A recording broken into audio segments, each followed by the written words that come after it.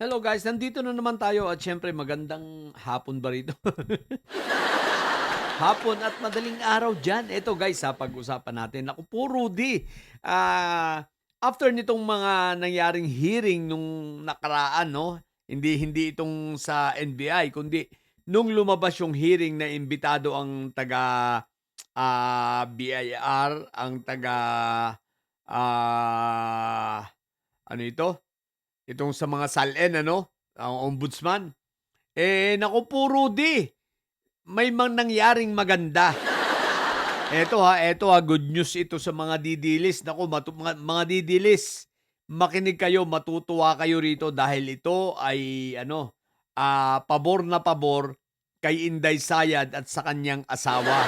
Ay, sa kanya palang ex na si Mans Carpio. O pakinggan nyo ha, eto ang magandang balita. Guys, after noon, aba, ang BIR ay nakakita ng mga sabi nila ay posibleng mga hindi pagtupad at pagbabayad ng tamang buwis ng mag-asawang may sayad. Ay, mag-ex pala na may sayad. Ano ba yan? Lagi ko lang nababanggit na mag-asawa ay mag-ex nga pala yun. Gagalit dito si Sulayka Lopez. Sorry po. Okay, eto ha. Ang BIR ay nagsalita at nagsabi na sila ay mag-iimbestiga. Hindi dahil do sa impeachment kundi sariling investigasyon sapagat marami silang mga nakita na mukhang mga discrepancies, no? Ibig sabihin mga hindi tugma sa kanilang mga income, sa kanilang mga deklarasyon, sa kanilang financial statement, no? At yung ano nila, annual financial statement nila, yung AFS na isinasubmit sa SEC. At the same time, ay sa mismong BIR, sa kanilang mga buwis. So maraming mga nakita sila na mga discrepancies o mga pagkakaiba at mga kaduda-duda at mga transaksyon na mukhang hindi nagre-reflect sa kanilang buwis, no? Isipin mo nga naman, ang laki-laki ng income tapos lugi ang mga ang declaration sa SEC. What the heck? Ang mga kumpanya ay nalulugi pero may mga income na pagkalaki-laki. So, ang sabi ng BIR ay teka, mukhang mukhang hindi nagbubuwis nga ito ng tama. Dahil sa mga lumabas na mga revelasyon at mga dokumento, lalo na yung sa ombudsman sa SALN. Ay, naku po, Rudy. So, mag-iimbestiga ang BIR ngayon. O, di ba? Good news, di ba? Iimbestigahan ngayon ang ang mag-ex na may sayad.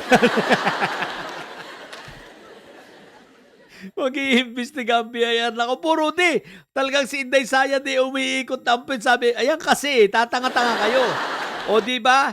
O, ayan na, bumuhos na sa inyo ang biyaya. Biyaya ng biyaya ng konsumisyon.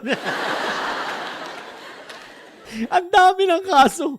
Tambak-tambak, may impeach, may kriminal, may biyaya. Alalahanin natin ang kaso sa BIR ano yan kung ikaw ay nasa posisyon hindi lang administratibo kundi ikaw ay magkakakaso rin ng kriminal Kasong kriminal ang aabutin mo diyan, tax evasion. At sisilipin rin nila yung law firm nitong mag-ex na may sayad. Matagal na naman nating sinabi, matagal na nating kinontent na ang law firm nitong mag-ex na may sayad na ito ay wala namang mga dokumento, hindi nga nakaregister sa SEC. Pero doon pa lang makikita mong illegal na agad. Aba, nag-ooperate tapos hindi naman pala nakaregister sa SEC. Tapos may deklarasyon. What the heck? So abangan natin sapagkat kaabang-abang ito walang nag-utos sa BIR, nagkusa lang sila Moto proprio yung gagawin nila dahil nga sa nangyaring investigasyon, marami silang nakita na mga butas at mga discrepancies at mga non-compliance, no? So, malalaman natin, sa mga pagdating sa mga non-compliance na yan, matik yan. Yan ang expertise ni Inday Sayad. Yan ang expertise yan, yung magpasaway at yung hindi sumunod sa batas. So so tingnan natin, ang mga mangyayari sa mga susunod na araw 'no. Bantayan natin ito, maganda ito, may impeachment, may BIR, merong mga criminal case sa sa ombudsman. Ano na mga titilis, buhay pa ba kayo? Kawawa naman si Inday Sayad ninyo, hindi na makapagtutulog. What the heck? So yun lang, sa mga bobong didilis ang tatay nyo ay preso, ang BP nyo ay bobo. Pili kayo mga bobo at may side. Sapagkat ang may side, lagi high blood. Ano ka ngayon? Pabida-bida ka kasi yan. Bye!